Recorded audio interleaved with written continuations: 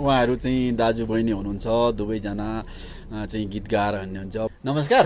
नमस्कार हजुर। अनि घरै गाईघाट? हजुर। हजुरको शुभ नाम? मेरो दिपक परियार हो। दिपक परियार। अनि उमेर कति पुग्नुभयो? मेरो 43। 43 वर्ष पुग्नुभयो। बहिनीको साथमा चाहिँ डुल्दै हुनुहुन्छ, हिँड्दै हुनुहुन्छ होइन? आफू पनि गीत गाउनुहुन्छ।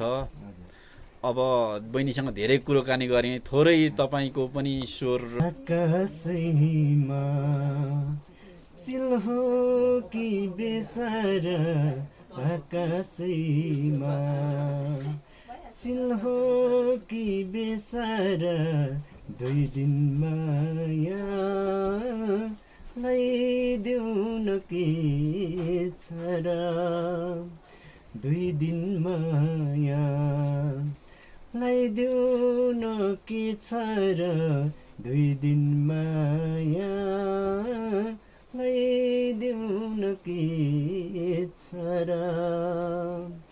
सलल बोक्छ सुनकोशी नदी बालुवा बगरमा, सलल बोक्छ सुनकोशी नदी बालुवा बगरमा, भाचुन्जेलसम्म हाँसखेल गरौँ मरे त खोला जङ्गलमा जिन्दा। यति मिठो स्वर तपाईँले चाहिँ कहाँ सिक्नुभएको?